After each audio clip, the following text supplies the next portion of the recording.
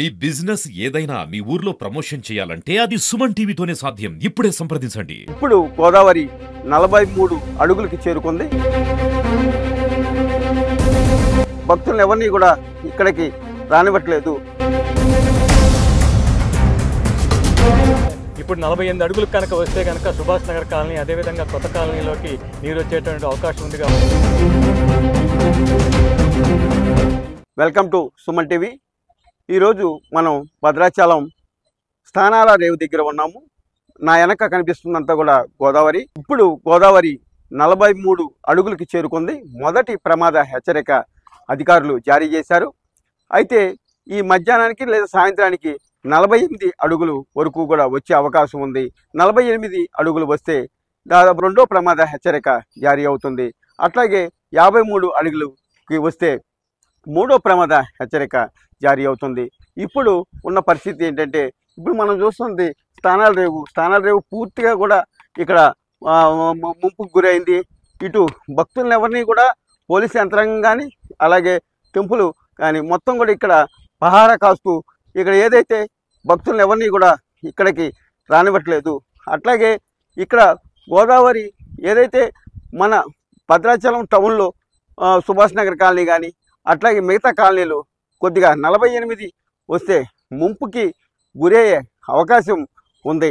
అదే పరంగా చూస్తే మనకి చర్ల వెంకటాపురం అట్లాగే రూట్ కూడా బ్లాకు 48 అడుగులు వస్తే బ్లాక్ అయ్యే అవకాశం ఉంది. సీతవాగు పర్ణశాల దగ్గర సీతవాగు పూర్తిగా కూడా ముంపుకి గురైందని తెలుస్తుంది. అట్లాగే కుక్కునూరు అట్లాగే బోరగంపాడు అనేక గ్రామాలు కూడా 43 అడుగులు చేరుకుంటే ఇక్కడికి ముంపుకి గురయ్యే అవకాశం ఉంది. అయితే ఇప్పుడు మనం ఇక్కడ ఉంది మనం చూస్తున్నది ఇక్కడ ఇది స్థానాల రేవు. ఇక్కడ మనం గోదావరి నిండు గోదావరిని మనం చూడొచ్చు. ఈ స్థానాల రేవు ఇక్కడ నా వెనక ఉన్నటువంటి ఇది ఆంజనేయ స్వామి గుడి కానీ లేదా సుబ్రహ్మణ్యేశ్వర స్వామి గుడి కానీ దాదాపు పాదాల చెంతకి వచ్చినని చెప్పాలి. ఈ రకంగా చూసుకుంటే మనం అయితే ఇక్కడ మనకి కొంతమంది స్థానికులు రాజకీయ నాయకులు ఉన్నారు. వారితో మాట్లాడే ప్రయత్నం చేద్దాం. ఈ విషయం మీద మాట్లాడడానికి భద్రాచలం స్థానికులు సిపిఎం లీడరు అయినటువంటి బండారు శరత్ గారు ఉన్నారు. వారితో మాట్లాడదాం. సార్ చెప్పండి, ఇప్పుడు మొదటి ప్రమాద హెచ్చరికని జారీ చేశారు.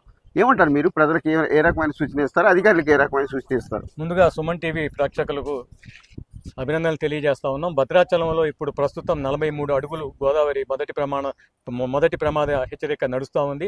అదేవిధంగా ఇది మరింత పెరిగి 48 అడుగులకు చేరేటువంటి అవకాశం ఉంది.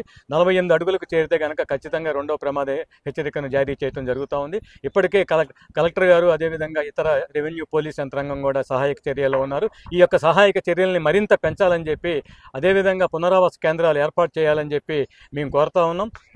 ఇప్పుడు 48 అడుగులకు కనుక వస్తే కనుక సుభాష్ నగర్ కాలనీ అదేవిధంగా కొత్త కాలనీలోకి నీరు వచ్చేటువంటి అవకాశం ఉంది. కాబట్టి తక్షణమే వెంటనే రెవెన్యూ అధికారులు పునరావాస కేంద్రాలను ఏర్పాటు చేయాలని చెప్పి అదేవిధంగా పునరావాస కేంద్రాల్లో బాధితులకు మెరుగైన సౌకర్యాలు కల్పించాలని చెప్పి మేము కోరుతా ఉన్నాం. అదేవిధంగా గోదావరి కరకట్టను కూడా ఇంకా పరిపుష్టం చేయాల్సినటువంటి అవసరం ఉంది. ఇసుక బస్తాలు సిద్ధం చేయాలి. అదేవిధంగా గజ ఈతగాళ్ళను కూడా రెడీ చేయాలని చెప్పి ఈ యొక్క మేమంతా కోరుతా ఉన్నాం. ఈ విషయమై మాట్లాడడానికి బీఆర్ఎస్ నాయకులు పట్టణ నాయకులు సునీల్ గారు ఉన్నారు. వారితో మాట్లాడదాం. సార్ చెప్పండి, ఇప్పుడు మొదటి ప్రమాద హెచ్చరిక జారీ అయింది, రెండో ప్రమాద హెచ్చరిక కూడా రావచ్చు అంటున్నారు. ఏం జాగ్రత్తలు అధికారులు ఏం జాగ్రత్త తీసుకోవాలి, ప్రజలు ఏ జాగ్రత్త వహించాలని మీరు అంటారు?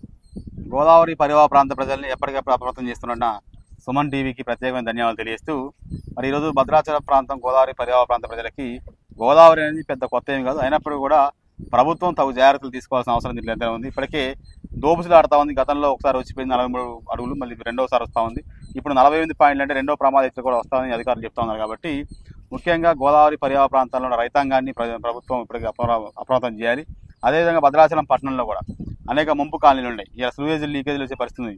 ఈ స్లూయేజ్ లీకేజీలు ఏం లేకుండా కూడా ప్రభుత్వం ఆలోచన చేసి పునరావాస కేంద్రాలు ఏర్పాటు చేసి ఎక్కడ కూడా గోదావరి ఇంకా పెరిగినా 40-50 అడుగులు వచ్చినా కూడా ఎక్కడ కూడా ప్రజలకు ఇబ్బందులు కలగకుండా అదేవిధంగా ఇక్కడ స్థానిక ప్రజలకు కానీ ఎటువంటి ప్రమాదం జరగకుండా ప్రజలందరినీ అప్రమత్తం చేసిన బాధ్యత అధికార యంత్రాంగానికి ప్రభుత్వానికి ఉందని తెలియజేస్తూ ప్రజలను అప్రమత్తం చేస్తున్నటువంటి సుమన్ టీవీకి అధికారులు కూడా ధన్యవాదాలు తెలియజేస్తా ఉన్నాం.